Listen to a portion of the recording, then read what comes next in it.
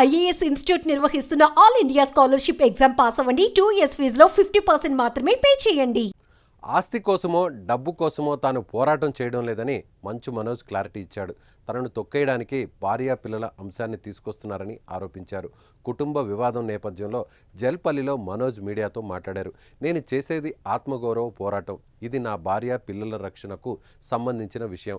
నన్ను అణగదొక్కేందుకు నా భార్యను బెదిరింపులకు గురి చేయడం, నా 7 నెలల పాపను దీనిలోకి లాగడం, నా పిల్లలు ఇంట్లో ఉండగానే ఇలా ప్రవర్తించడం సరికాదు. పోలీసుల వద్దకు వెళ్ళి రక్షణ కోరాను. నాకు అన్ని విధాల రక్షణ కల్పిస్తామనే వారు నా మనుషులను బెదరగొట్టి వేరే వాళ్ళను లోపలికి పంపించారు. నా మనుషులను ఇక్కడి నుంచి పంపించే అధికారం పోలీసులకు ఎక్కడిది? ఫిర్యాదు తీసుకున్న తర్వాత ఏకపక్షంగా ఎందుకు వ్యవహరిస్తున్నారు? నాకు మద్దతు కోసం ప్రపంచంలోని అందరినీ కలుస్తా అని మనోజ్ వ్యాఖ్యానించారు.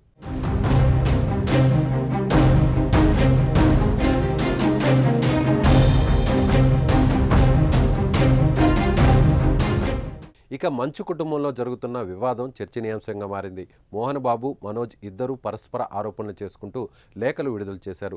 గుర్తు తెలియని వ్యక్తులు తమపై దాడి చేశారని, తనకు తన భార్యకు ప్రాణహాని ఉందని పహాడీ షరీఫ్ పోలీస్ స్టేషన్లో మంచు మనోజ్ నిన్న ఫిర్యాదు చేశారు.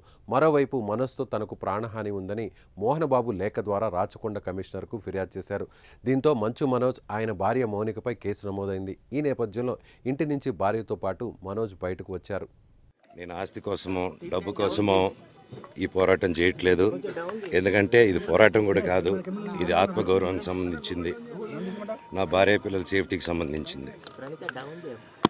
ఇది నాతో ఒక మగాడిగా నాతో డైరెక్ట్గా వచ్చి నాతో ఏం చేసినా పర్వాలేదు. నా భార్య పేరు ఇంక్లూడ్ చేయడం, నన్ను తొక్కేదానికి, నా 7 నెలల పాపని ఇంక్లూడ్ చేయడం, నా బిడ్డల ఇంట్లో ఉండగానే అలా బిహేవ్ చేయడం కరెక్ట్ కాదు. ఈరోజు పోలీస్ దగ్గరికి నేను వెళ్ళి ప్రొటెక్షన్ అడిగాను. నేను మొన్న వచ్చి అడిగినప్పుడు మీకు అన్ని ఎవిడెన్స్లు ఇస్తాను. ఎస్ఐ గారు ఇక్కడి నుంచి వచ్చి నేను ఇస్తాను సార్ ప్రొటెక్షన్ చూపించాను. బౌన్సర్లు అందరూ అక్కడికి కొండ దాక్కున్నారని చూపించాను. అది కొంచెం చూసి ఓకే సార్ మీరు ధైర్యంగా ఉండండి, మేము ఎక్కడికి వెళ్ళట్లేదని చెప్పి మాట్లాడి పారిపోయారు. ఇప్పుడు కానిస్టేబుల్స్ వచ్చి అందరూ నా మనుషులందరినీ భయపించి ఇప్పుడు వాళ్ళ పేర్లు తీసుకొని బెదరగొట్టి మా మనుషులు పంపించేసి వేరే బాడీ గార్డ్ లోపల పంపించున్నారు సార్. ఫస్ట్ డిపార్ట్మెంట్ ఎందుకు వన్ సైడ్ తీసుకుంటున్నారు? కంప్లైంట్ తీసుకున్న తర్వాత వాళ్ళకి ఏ అధికారం ఉంది? నా ప్రొటెక్ట్ చేసే మనుషుల్ని పంపించేదానికి అధికారం ఏముంది? ప్రపంచంలో నా అందరినీ కలుస్తాను సార్, బయలుదేరు.